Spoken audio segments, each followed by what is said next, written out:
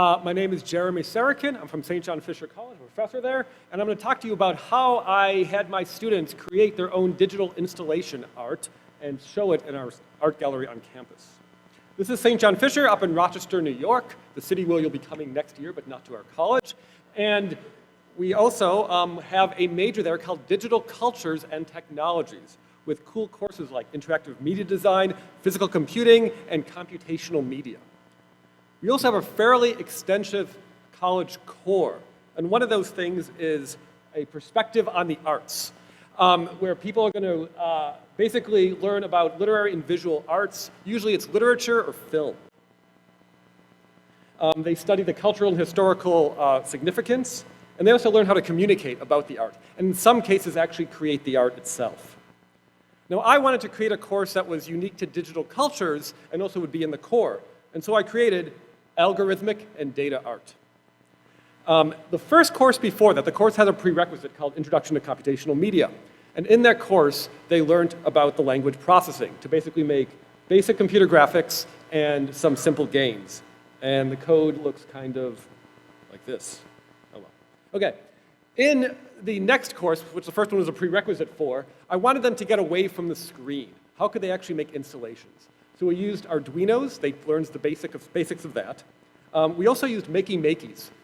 While this technology is, I understand, sort of geared towards a younger people, it was a great way to introduce students to the idea of different kinds of interfaces. And actually, I'll be showing off one of these examples tomorrow during the Idea Lab.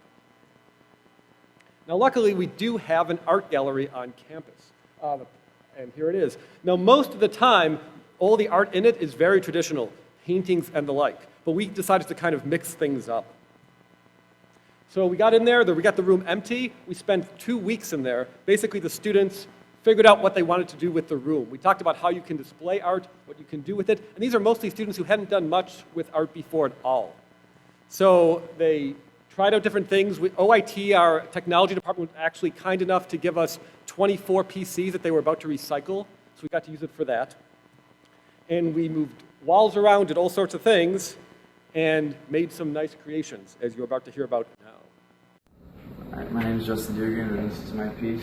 I call it Roy G. Biv, and the viewer is able to play around with basic red, green, blue values.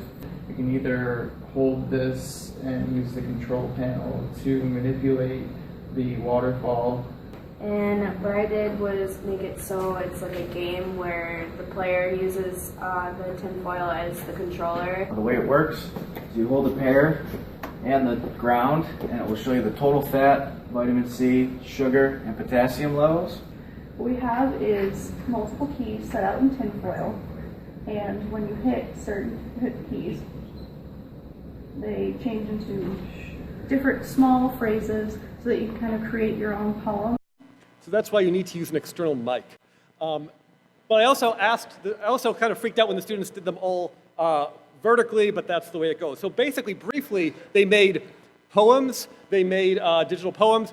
My favorite one was the students who basically did a thing about different health values of different type of fruit, and you touch the fruit, and it showed up because fruit's conductive.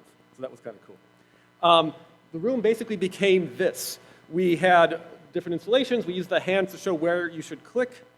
We had various projections for art. Some students still wanted to make games in the corner. You can see you actually had to use it with your feet again to make it work.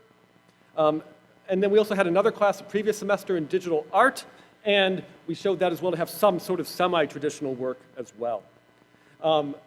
People liked it. That's my son, Zev. We actually had an art showing. Parents came. A lot of our students live within the area. Basically, the students got to experience not only making the art installations, but also what it meant to show off the work and what it meant to make this for an audience. And it was quite successful, I think. There it is again, and thank you.